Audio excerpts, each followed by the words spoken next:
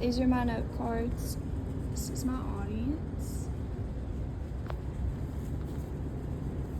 My name is Addison Swisher and I'm a senior at DeKalb County High School. This is my persuasive speech on why teenagers should not be allowed online.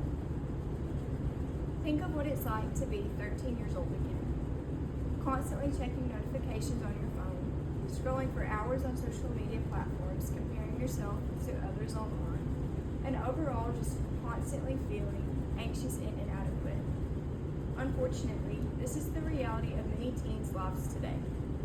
And although social media was intended for teens to have a way to express themselves and make new friends online, it's overall hurting them more than it's helping them. Today, I plan to persuade you on why these young teens should not be allowed online and on social media by showing you how it has a negative effect on their mental health, how it impairs their social skills and ability to clearly communicate, and also how it endangers them personally.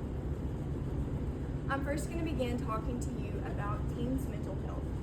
Now, it's no surprise to any of us that teens' mental health has continued to decrease over the last several years. With the use of social media increasing, things like suicidal thoughts, self-harm, anxiety, depression, and eating disorders have also increased along with it. The American Psychological Association did a study on this, comparing those that deal with things more severely was shown that more time on social media equals they deal with these things in a harsher way. They were asked several different questions, and they compared the highest usage group compared to the lower usage group. Whenever they were asked to rate their mental health, those that rated it poor or very poor in the highest group was 41%, compared in the lower group was only 23%. Whenever they were asked about their suicidal intent or self-harm that they had performed within the last 12 months, those in the higher group showed 10% compared to only 5% in the lower group. Whenever they were asked if they dealt with things like body dysmorphia or just overall self-doubt and eating disorders, there was 17 in the highest group and only 6 in the lower group. So based on this, you can see the more time spent on social media, the worse effect it has on these teenagers. The National Eating Disorder Association also did a similar study. They were able to find that in younger high school students, those that spend more than 2 hours a day on any various social media platform have 1.6 times more likely the chance to deal with an eating disorder. As social media use continues to grow, so do these mental health struggles in these teens' lives.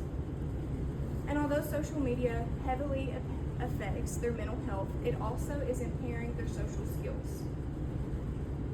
The ability to respond and communicate in person has only weakened as the use of social media has increased. The Social Media Victim Law Conservation stated that if teens' online interactions outweigh their in-person interactions, that their social skills are going to struggle. Social skills being things like body language. A lot of people refer to it as reading the room in certain situations, facial expressions, vocal tone, and just overall personal boundaries. Whenever these teens heavily communicate online, they're lacking to learn these social skills. This is going to affect them whenever they continue to grow up, whenever they go to college, or have to sit in an in-person job interview, or start to get into more serious relationships.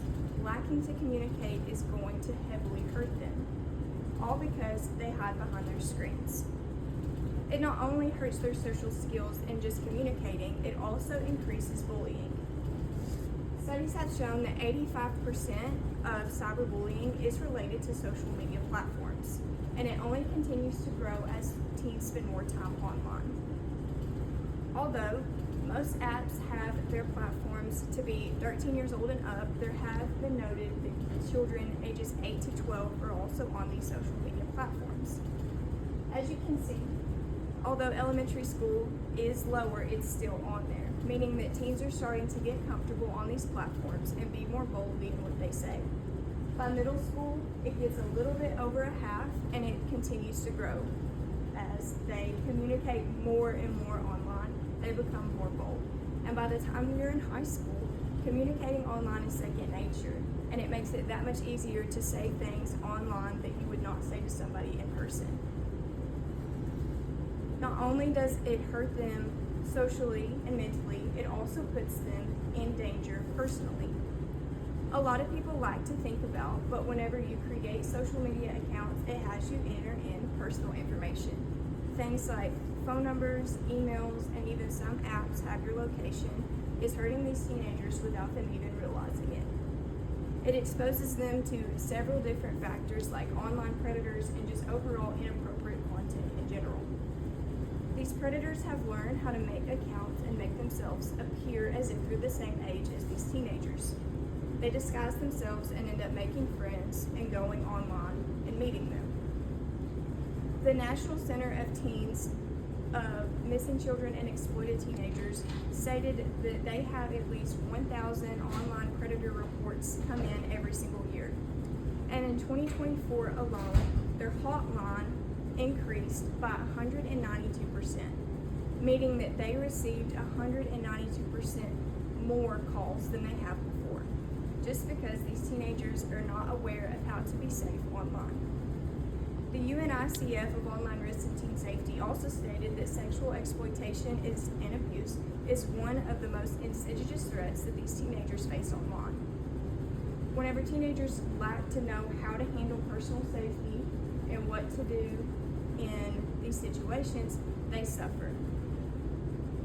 85% of teens have stated that they know how to identify a predator online, but only 40% of them only know how to actually handle the situation in a safe way.